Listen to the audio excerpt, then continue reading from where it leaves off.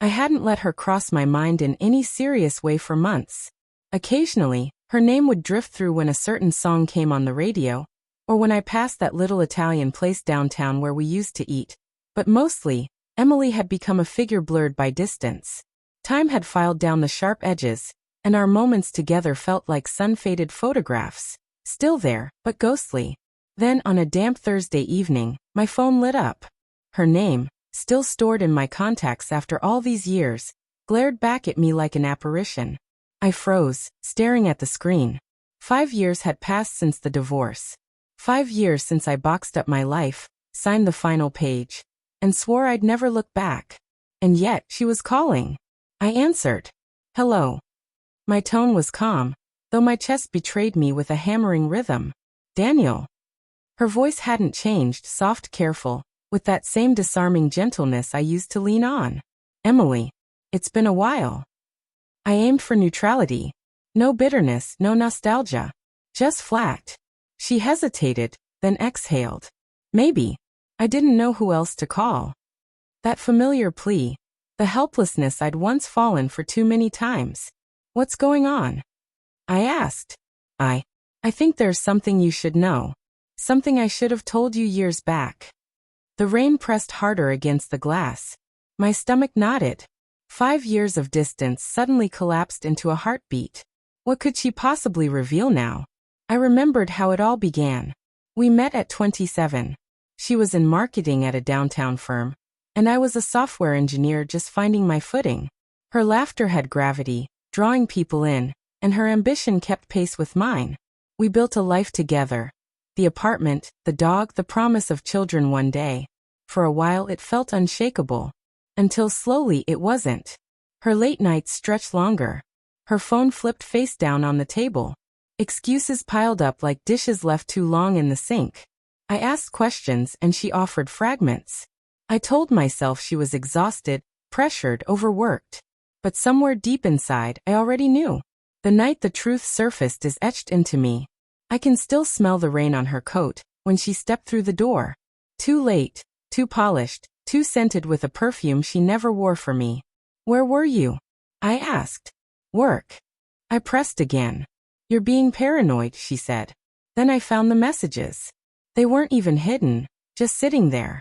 Emily and Eric, her coworker, laughing, planning, touching in hotel rooms I never knew she booked. When I confronted her, she didn't weep or deny it. She only looked at me with a hollow calm and said, I don't think we make each other happy anymore. That was it. Our marriage ended with a single sentence. Cold. Final. Daniel, are you still there?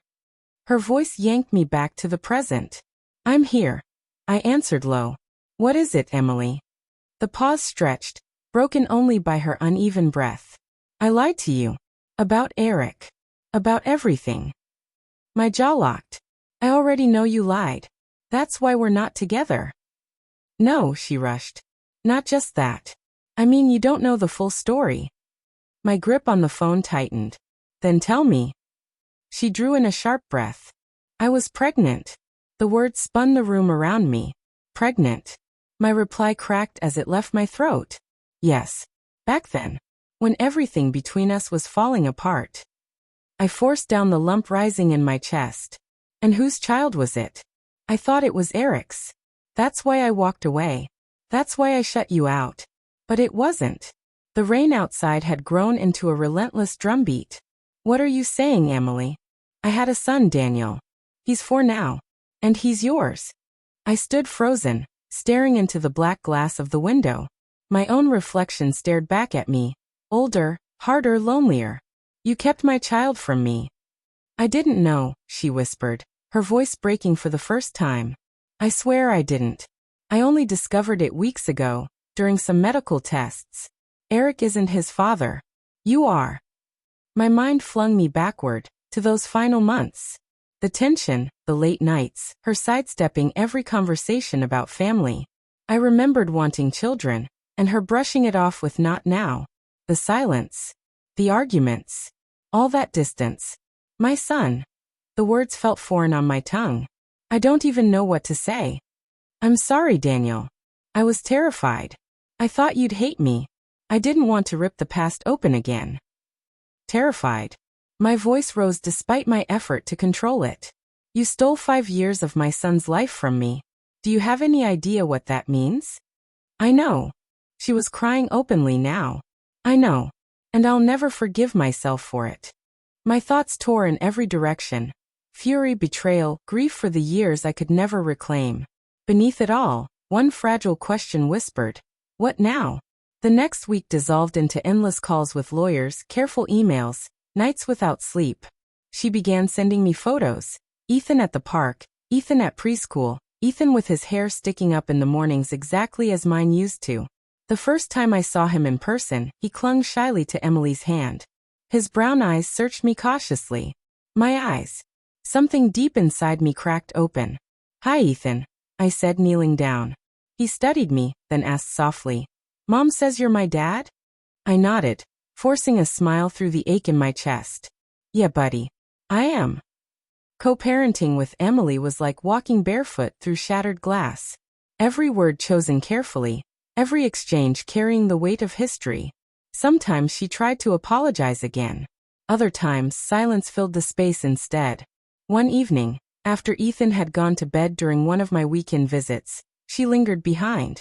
I know I don't deserve it, she murmured, eyes fixed on the floor. But I hope one day you can forgive me. I studied her. The woman I once adored. The one who destroyed me, and now the mother of my son. Forgiveness isn't something you hand over like a gift, I said quietly. It's a process. Right now, all I can do is try to be the father he needs. She nodded, tears brightening her eyes but never falling. Over the next few months, I built something new. Not with her, but with him. We explored the zoo. We made pancakes on Saturday mornings. I learned he liked his bedtime stories acted out, every voice included, no skipped pages. Slowly, the raw ache shifted into something different. Not forgiveness. Not yet. But a purpose I hadn't felt in years. Emily and I still carried our scars. We probably always would. But one night, as I tucked Ethan beneath his blankets, he blinked sleepily at me and whispered, I'm glad you're here, Dad. In that instant, for the first time since that stormy Thursday phone call, I didn't feel like everything was lost.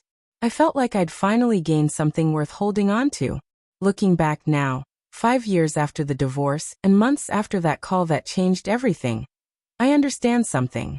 Betrayal doesn't always leave only ruin. Sometimes it leaves the chance for a new beginning. I don't know if I'll ever forgive Emily completely.